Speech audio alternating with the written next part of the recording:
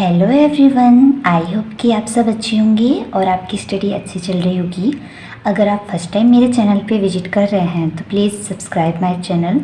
आज जो हम टॉपिक डिस्कस करने वाले हैं वो है प्रोटीन, एनर्जी, माल न्यूट्रिशन।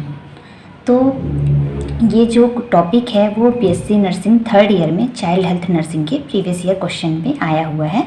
तो हम ये देखेंगे कि प्रोटीन, एनर्जी, माल न्यूट्रिशन का मीन्स क्या होता है।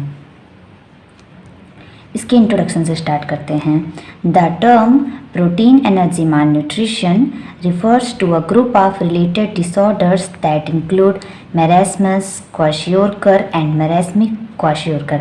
तो जो टर्म है हमारा प्रोटीन, एनर्जी, माल न्यूट्रिशन में, इसमें 3 डिसऑर्डर आते हैं। कौन कौन सा? पहला तो क्वाशियोरकर हो गया, देन मैरास्मस हो गया, और एक जिसमें मैरास्मस और क्वाशियोरकर दोनों साथ में होता है जिसे हम मैरास्मिक क्वाशियोरकर कहते हैं। अब हम जानेंगे कि मैरास्मस और क्वाशियोरकर होता क्या है। Marasmus occurs due to inadequate intake of protein and calories and is characterized by emaciation। तो मैरास्मस में क्या होता है? मैरास्मस डिसऑर्डर तब होता है जब हम प्रॉपर तरीके से एक बच्चा प्रोटीन और कैलोरी नहीं लेता है डाइट में, तो उसकी डिफिशियंसी होने से मैरास्मस होता है। प्रोटीन और कैलोरी की डिफिशियंसी के साथ साथ मैरास्मस में इमेसिएशन होता है। इमेसिएशन का मीन्स होता है जो हमारी मसल टोन होती है वो लॉस हो जाती है। जो पर्सन होगा, जो चाइल्ड होगा, वो बहुत ही ज़्यादा थिन दिखाई देगा। तो मैरास्मस में क्या होता है, अगर हम प्रॉपर तरीके से डाइट में प्रोटीन और कैलोरी का इंटेक नहीं करते हैं तो उसकी डिफिशियंसी हो जाती है, और साथ ही साथ इसमें इमेसिएशन यानी मसल वीकनेस देखने को मिलेगी, और जो चाइल्ड होगा वो सीवियरली थिन होगा यानी पतला होगा। देन क्वाशियोरकर फिर क्या होता है? तो kwashiorkor occurs due to inadequate intake of protein and is characterised by presence of oedema. Kwashiorkor में भी सेम ही है कि ये क्वाशियोरकर में भी सेम ही वही है कि मतलब इसमें भी क्या होता है, अगर हम अपने डाइट में प्रॉपर तरीके से प्रोटीन का इंटेक नहीं कर रहे हैं तो क्या होगा, प्रोटीन की डिफिशियंसी हो जाएगी सेम मैरास्मस की तरह। लेकिन इसमें एक इसका कैरेक्टरिस्टिक फीचर्स क्या होता है कि क्वाशियोरकर में जिस चाइल्ड को क्वाशियोरकर होगा उसमें हमें एडिमा देखने को मिलेगा। एडिमा यानी नॉर्मल वर्ड में कहा जाता है स्वेलिंग देखने को मिलेगी, लेकिन मैरास्मस में एडिमा नहीं होता। मैरास्मस में सीवियर थिन पर्सन होगा, चाइल्ड होगा, और मसल वीकनेस होगी। तो ये डिफरेंस होता है क्वाशियोरकर और मैरास्मस में। नेक्स्ट हम इसकी डेफिनेशन देखेंगे। प्रोटीन, एनर्जी, माल न्यूट्रिशन, जिसे हम शॉर्ट में PEM कहते हैं, is a type of malnutrition resulting from deficiency of protein and calories in the food over a long period of time। तो प्रोटीन, एनर्जी, माल न्यूट्रिशन क्या होता है?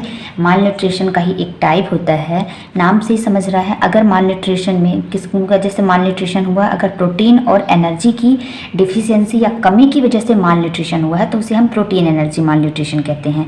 मतलब अगर कोई चाइल्ड लंबे समय से ऐसा फूड ले रहा है, ऐसी डाइट ले रहा है जिसमें प्रोटीन और कैलोरी की कमी है, तो उससे जिस टाइप का माल न्यूट्रिशन होगा वो प्रोटीन, एनर्जी, माल न्यूट्रिशन होता है। माल न्यूट्रिशन का मतलब ही होता है कि अगर हम ऐसे न्यूट्रिएंट ले रहे हैं जिसमें मतलब ऐसा डाइट ले रहे हैं जिसमें न्यूट्रिएंट की कमी है, उसकी डिफिशियंसी होने से जो न्यूट्रिशन का होता है वो माल न्यूट्रिशन कहलाता है। और ये प्रोटीन, एनर्जी, माल न्यूट्रिशन में क्या होता है, माल न्यूट्रिशन का भी एक टाइप होता है। अगर प्रोटीन और एनर्जी की कमी की वजह से माल न्यूट्रिशन हो रहा है तो वो प्रोटीन, एनर्जी, माल न्यूट्रिशन कहलाएगा। नेक्स्ट हम देखेंगे इसकी इटियोलॉजी या कॉजेज क्या क्या होते हैं। The etiology of protein, energy, malnutrition या PEM is multifactorial. Worldwide, the most common cause of malnutrition is inadequate food intake. Several other factors also contribute to this. तो जो प्रोटीन, एनर्जी, माल nutrition का main जो causes वो बहुत सारे ऐसे causes है जिसकी वजह से प्रोटीन, एनर्जी, माल न्यूट्रिशन होता है। लेकिन जो मोस्ट कॉमन कॉज है इस माल न्यूट्रिशन का वो क्या है कि अगर हम प्रॉपर तरीके से फूड इनटेक नहीं कर रहे हैं, जिसमें ऐसे डाइट ले रहे हैं जिसमें प्रोटीन और कैलोरी की कमी है, तो उसके लिए सबसे मेन रीज़न हो गया PEM का कि हम प्रॉपर तरीके से फूड इनटेक नहीं कर रहे हैं सफिशिएंट अमाउंट में। तो फर्स्ट पॉइंट ही हमारा है इनएडिक्वेट डाइटरी इनटेक।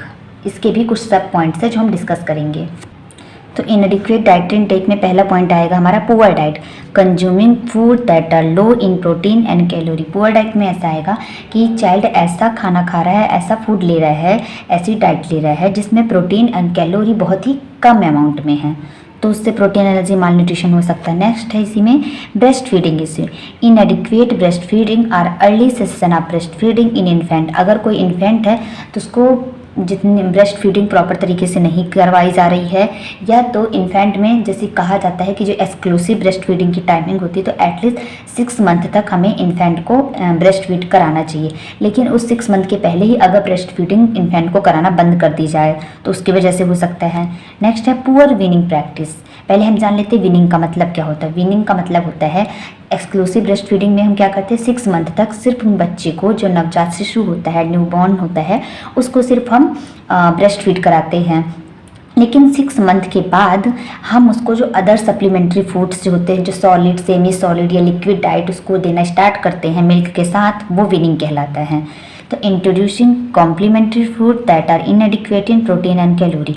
तो 6 मंथ के बाद जब हम इन्फेंट को ऐसे कॉम्प्लीमेंट्री फूड या विनिंग फूड देते हैं जिसमें प्रोटीन और कैलोरी कम अमाउंट में होता है, तो उससे भी माल न्यूट्रिशन हो सकता है प्रोटीन एनर्जी वाला। नेक्स्ट पॉइंट इसी में आ जाएगा इंक्रीज्ड न्यूट्रिएंट रिक्वायरमेंट। अगर जो न्यूट्रिएंट है उनकी रिक्वायरमेंट ज़्यादा है लेकिन वो फुलफिल नहीं हो पा रही, तो उसके कारण भी हो सकते हैं प्रोटीन एनर्जी माल न्यूट्रिशन। जैसे कि infection, frequent infection such as diarrhoea, malaria et cetera increase nutrient requirement and can lead to malnutrition. अगर बार बार इन्फेक्शन हो रहा है, बार बार चाइल्ड को डायरिया हो रहा है, मलेरिया जैसी या अदर रेस्पिरेटरी डिसीज हो रही हैं, जिसके कारण उसकी बॉडी की डिमांड क्या है कि उसकी बॉडी की जो न्यूट्रिएंट की डिमांड है प्रोटीन की, कार्बोहाइड्रेट्स की, फैट्स की, वो इंक्रीज हो गई है, लेकिन ये डिमांड फुलफिल नहीं कर पा रहे हैं जो हम डाइट दे रहे हैं, तो उसके कारण। नेक्स्ट है pregnancy and lactation. Higher nutrient need during pregnancy and breast feeding can lead to PEM if not met. हम सबको पता है कि प्रेगनेंसी और लैक्टेशन के टाइम पे न्यूट्रिएंट की रिक्वायरमेंट बढ़ जाती है, क्योंकि उस टाइम पे जो एक मदर है उसको अपने लिए भी न्यूट्रिएंट की ज़रूरत होती है और अपने होने वाली बेबी के लिए भी। तो अगर उस टाइम पे जितनी हाई न्यूट्रिएंट की नीड है अगर वो फुलफिल नहीं हो पाएगी तो प्रोटीन एनर्जी माल न्यूट्रिशन हो सकता है चाइल्ड को। तो ये 2 पॉइंट हो गए। न्यूट्रिएंट रिक्वायरमेंट इंक्रीज कब हो सकता है, इन्फेक्शन है, कोई क्रोनिक डिसीज है तब, या प्रेगनेंसी और लैक्टेशन में। नेक्स्ट इसी में आएगा अगला कॉजेज में socio economic factor. Socio economic factor में क्या आ सकता है, पॉवर्टी यानी गरीबी, limited financial resources can restrict access to nutrient foods. अगर कोई कपल है या जो कोई पेरेंट्स हैं, अगर उनकी फाइनेंशियल कंडीशन अच्छी नहीं है तो वो न्यूट्रिशियस फूड, जो हेल्दी फूड होते हैं, वो परचेज नहीं कर पाएंगे और वो ऐसी डाइट नहीं दे पाएंगे बेबी को जिसपे प्रॉपर अमाउंट में प्रोटीन और कैलोरी हो, तो उससे भी PEM यानी प्रोटीन एनर्जी माल न्यूट्रिशन हो सकता है। नेक्स्ट है lack of education, limited knowledge about proper nutrition and feeding practices. अगर जो पेरेंट्स हैं उनको नॉलेज ही नहीं होगा कि किस तरह का डाइट देनी चाहिए जिससे एक बेबी को प्रॉपर न्यूट्रिशन मिल सके, और किस टाइप से जो फीडिंग की प्रैक्टिस है वो किस टाइप की होती है, ब्रेस्ट फीडिंग कैसे कराना जाता है, अगर इसके बारे में नॉलेज नहीं होगा तो उसके कारण भी प्रोटीन एनर्जी माल न्यूट्रिशन हो सकता है। तो ये 3rd पॉइंट हमारा होगा सोशियो इकोनॉमिक फैक्टर्स के कॉजेज में, जिसमें हमने पॉवर्टी और लैक ऑफ एजुकेशन देखा। आज हमने प्रोटीन एनर्जी माल न्यूट्रिशन के इंट्रो जाना, फिर उसके डेफिनेशन और उसके कॉजेज के बारे में डिस्कस किया। अगर आपको मेरी वीडियोज पसंद आ रही हो तो please like, share and subscribe my channel. Thank you.